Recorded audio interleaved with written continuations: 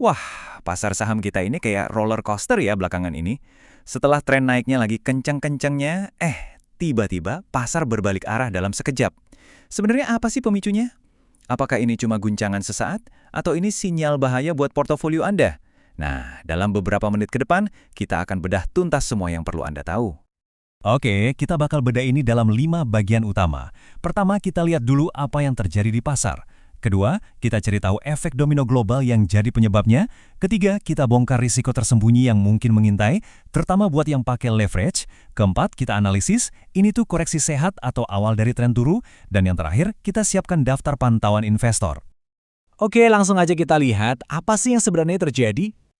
Jadi, ceritanya tanggal 4 November 2025, IHSG tiba-tiba anjlok 0,40%, ditutup di level 8.241. Mungkin kelihatannya kecil ya, cuman minus 0,40%. Tapi jangan salah, penurunan ini cukup bikin kaget pasar karena terjadi serentak setelah kita menikmati kenaikan yang kuat.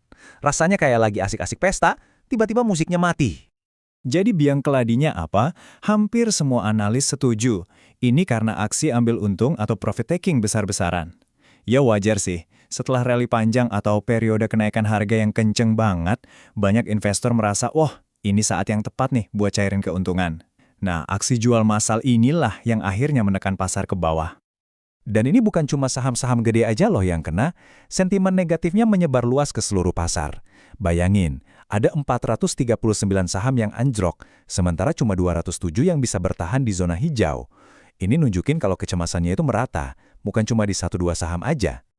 Nah, sekarang kita coba gali lebih dalam lagi deh. Kenapa sih kok bisa ada aksi jual besar-besaran ini? Apa pemicu dari luarnya?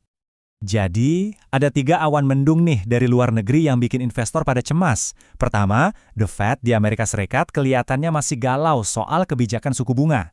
Kedua, data manufaktur AS terus-terusan jelek, udah 8 bulan berturut-turut.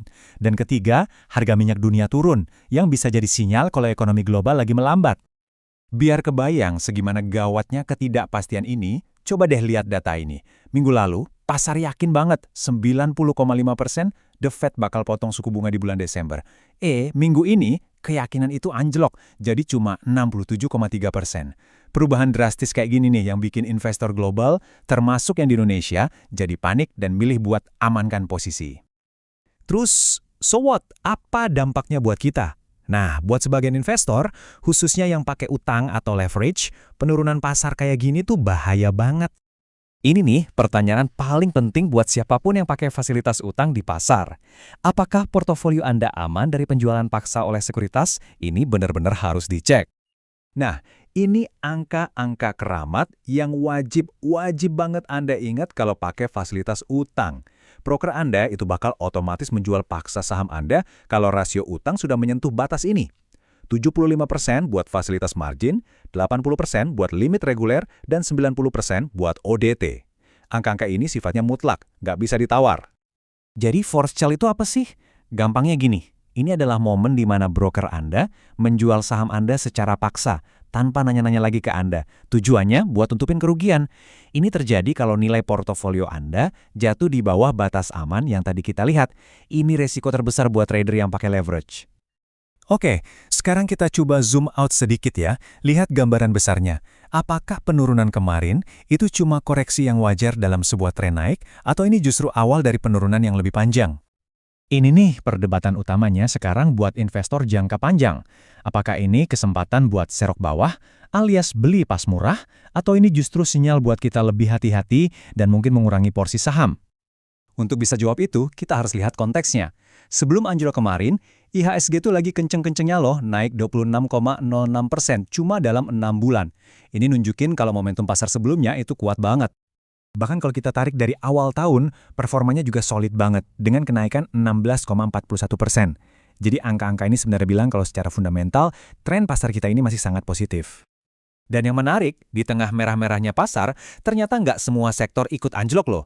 Sektor industri malah bisa naik 3,62%, sementara yang paling parah itu sektor properti, turun 2,62%. Ini tanda jelas kalau investor lagi mindahin uangnya dari sektor yang dianggap berisiko ke sektor yang lebih defensif. Oke, jadi setelah tahu semua ini, terus kita harus ngapain? Nah, kita tutup pembahasan ini dengan daftar pantauan yang praktis buat Anda.